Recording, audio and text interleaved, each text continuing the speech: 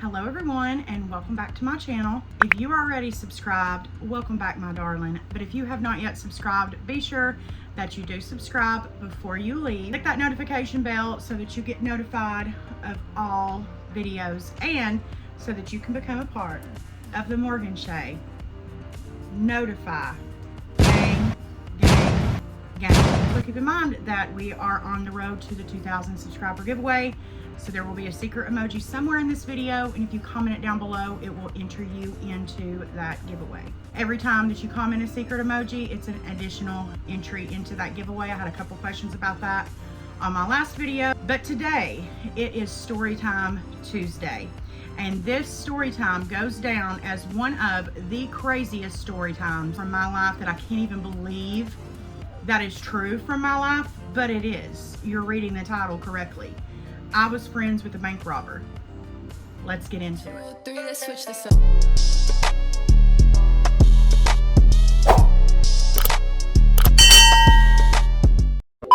There's a lot that needs to go into this story time. That is, it's a completely different story. So if you want to hear about my first heartbreak / marrying someone to make him jealous, let me know in the comment section, because I quite literally did that as an 18-year-old. No frontal lobe was even in the, it wasn't even in the neighborhood, baby. We weren't even in the same town. We had different zip codes, different area codes. The frontal lobe was 3,000 miles away, okay? And I did. I married my first husband quite literally to make my first love jealous. If you want to hear that whole fiasco, that kind of segues into what we're about to get into. But if you want to hear that story, let me know down in the comment section and I'll give it to you. I was 19 years old.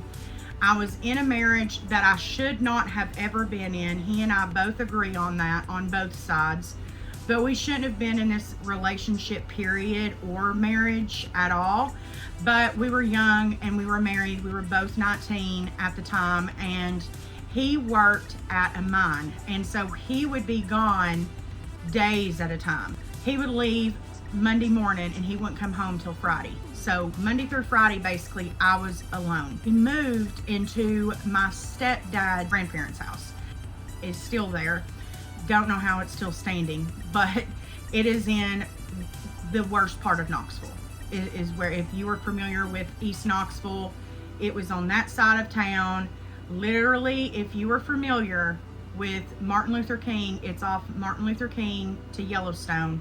That is where I lived. I lived off of Yellowstone on the east side, if you're familiar. That's the area, the vibe. I didn't live on Yellowstone. I'm not going to give the exact road, but I lived in that area. We moved into this house. My stepdad was basically like, y'all can do whatever you want to with it. So I have always been into design, decorating. I have always loved it. When he was gone through the week, that's what I would spend my time doing. I painted all the walls. I painted all of the baseboards, the ceilings. We redid the floors. Dream at this point was to completely redo it and make it a really beautiful, like older, it was, I don't know when it was built, probably 1920 to 30s, somewhere in there. So and it was on a really big piece of property. Just had a lot of plans, whatever. This was still when I was like, I've made my bed, I have to lie in it type. So I was very depressed. I was not happy at all. And being at this house gave me a lot of happiness. And there was a family that lived down the street, an older couple, and they were raising their 2 granddaughters. And their son was really good friends with my stepdad's brother, so my step-uncle. And so I had grew up knowing of this family, but the youngest granddaughter, I didn't really know. Long story short, they end up coming up and now all their youngest granddaughter, Yellow. So Yellow I became very attached to Yellow, 6 years younger than me. Yellow was about to go into high school. She was still in middle school at the time. We just got really, really close. So she basically had a bedroom at our house. I helped decorate it. We started buying her school clothes, taking her on vacations, on our trips. Yellow went with us everywhere. She basically became my child. After a while, her grandmother initiated the idea, me and my first husband have custody of her. And they explained to me that her mother was in prison. I felt bad for the girl. She didn't have a mom. Her sister had had a baby at this point and was she wasn't really living in the house anymore and kind of living on her own. Her sister never liked me for whatever reason, but never did. I think it was kind of a jealousy thing that Yellow had someone that was giving her something that she never had. I always felt like I wanted to do for Yellow's sister every chance that I could, because she was young too, and I just kind of felt like it was kind of like a jealousy thing. I end up starting to write letters with Yellow's mom. We'll call her Margot. So I start writing Margot letters, and we start to talk on the phone. I put money on her books. She is really hesitant on telling me why she's in prison. And so, long story short, we end up becoming really, really good friends.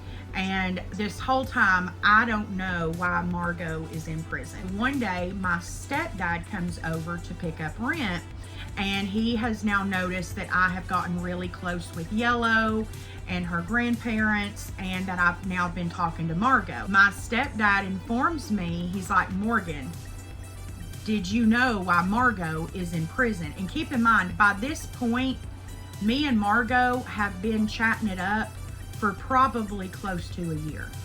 So there's been a long period of time go by where, I don't know, it seemed like a weird thing for me to ask. Also, she's in prison, and you know, people just kept telling me, you know, that's just not something that you ask, because it's probably not something that she's going to want to say out loud in jail. There's probably going to be people near her on the phone. So I never asked. Frankly, it didn't matter. What mattered to me was Yellow. My stepdad starts freaking me out because of the way he's saying it. He's like, do you know why she's in prison? Do you know what she did? And I'm like, no. He's like, well, it's not my place to tell you, but you're my daughter, so I'm going to tell you that she's in prison for robbing a bank. Y'all. In this moment, I was like, oh fuck. Because I was wondering, like, why is she in prison for so long? And I had overheard Yellow's grandfather once saying something about prostitution. So I thought that that's why she was in prison. And so the math wasn't mathing. I was like, why would she be in prison without the possibility of parole for so long? She eventually would be available for parole, but it was going to be after a long, long time. And I was like, why? You know, I just don't understand. And so my stepdad, he's like, yeah, that's why she's in prison. You just need to, you know, watch her back. She is, from what I understand, a very manipulative person, and I just want you to be careful. And I'm like, okay, gotcha. So at this point, my guard kind of comes up. Also, my first husband at this point was like, I don't want you talking to her anymore. And I was like, okay, but at the same time, I really love Yellow, and I want Yellow to be in our life. So this was like one of the first times that me and my first husband really butted heads, to the point that I was like, if you are not okay with me having Yellow in our lives, then I'm literally, you're like, we're done. Like, and I told him straight like that. And so I will say this, that man did love me. I will always stand by my first husband. He loved me. I wasn't in love with him, if that makes sense. But now that time has gone by, now that I'm grown, I know that he was a really good person, and I was really lucky to have that person as my first husband. So I kind of put my guard up when I talked to Margot, but I continue to talk to Margot because it kind of started to seem like that was a stipulation in order for me to be able to have Yellow around. And by this point, I look at her as my child. I, go to school meetings. I am her person that can pick her up. I'm the person, because keep in mind, also, I didn't mention this, Yellow's grandmother could not read or write. Yellow's grandfather was basically bedbound and on oxygen. So anytime there was something needed at the school, I would be the one to go. If she wanted to sign up for something, I would be the one to go. If she had, open school night, like we're, the first day of the year, I would be the one to go to figure out what classes she was going to be in, what all the supplies that she was going to need. I would get the list from the school, and we would go to Walmart and get all the things, or Target, and get all the things that she needed. Like, I became her full-on parent. And finally, we get word that Margot is going to be getting out of prison. And she wasn't supposed to get out for a long, long time, but basically they did prove in her case that she was forced to go into that bank. The day comes that she gets out, and I am a nervous wreck. And so she didn't get to just like come home and be on the streets. No, she on high probation, and so she had to live a halfway house. So she had to live there for so long after she got out. She had to get a job. She had so much time to get a job. I mean, she had all these rules and stipulations that she had to abide by when she got out. When she gets out, she and I become close. And she ends up setting me down and basically telling me that she was on the street. She had gotten addicted to drugs. You guys know at this point I wasn't in my addiction yet, but you guys know now that I'm in recovery. And so looking back, I get it. But she was on the streets prostituting because she was addicted to drugs, and she had a pimp who forced her to basically steal a vehicle, wear a fake explosive, and walk into a bank and rob it. And I think she got away for like 12 days or something, and they finally found her and took her to prison. But it took years and years and years for them to actually get the truth. So she sets me down, tells me this whole story, and we just get really close. And then me and my first husband have a blow up and decide that we are not going to be together any longer. And so I decide, and he decides he's going to move out from the house that we lived in, and I decided that I was going to leave as well. And at this point, Yellow had gotten her own, friend group. She had to be a sophomore. She had to be a sophomore in high school at this point. And so she had friends that she was running with and all these things. And, we just kept butting heads because she kept wanting to hang out with people that were way older than her, boys way older than her, and a group of people that just were not it at all. And, she even had close friends of hers that, quit hanging out with her because of the people she was hanging out with. But at this point, she just didn't want to have anything to do with me. So, and I understood that as a young teenager. I get it. So I ended up moving in with my nanny. Conversations with Yellow at this point, we would talk like maybe every other week at this point. But me and Margot would reach out to me all the time and talk to me all the time. And so one night she begs me to give her a ride to a friend's house. Now, when she asks me for this ride, I don't really think anything of it, you guys. I just think, maybe it's some way in her halfway house or someone she works with, which is stupid. But again, I was very young. So I go and I pick her up, and we go to this old man's house in East Knoxville. I'm talking, this man looked like he was damn near 90 years old. He looked old as hell. And she's like, do you mind to stay here while, and then take me back home? And I'm like, well, how long, are you going to be here? She told me she was going there to clean his house. Y'all, for whatever reason, I agree to stay to take her home up until I start hearing moaning and groaning and headboard banging the wall. And I just simply yell, Margot, I'm leaving. I hear her mutter something. I don't care. I go get in the car and I leave. Well, this pissed her off. Okay. She knows that I love her to this day. I don't talk to her because of circumstances that I don't feel comfortable sharing on the internet. Basically, Yellow's not here anymore, and I just feel like the way things happened when Yellow passed was really shitty, and that's all I'm gonna say. But she starts blowing me up, like wanting to fight me, and this is like a 50-something-year-old woman, like full on wanting to fight me. I'm like, bitch, I am not fighting you, number one. I'm like, grunt. Like at this point, I was like an executive assistant, this big company. I'm like, bitch, you've lost your fucking mind. I'm not fighting you. Blah, blah, blah. We end up not speaking for years. Fast forward, I get into my addiction and I bump into Yellow. Yellow is now grown, and we bump into each other at my drug dealer's house.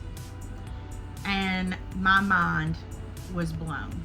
My heart shattered. I could not believe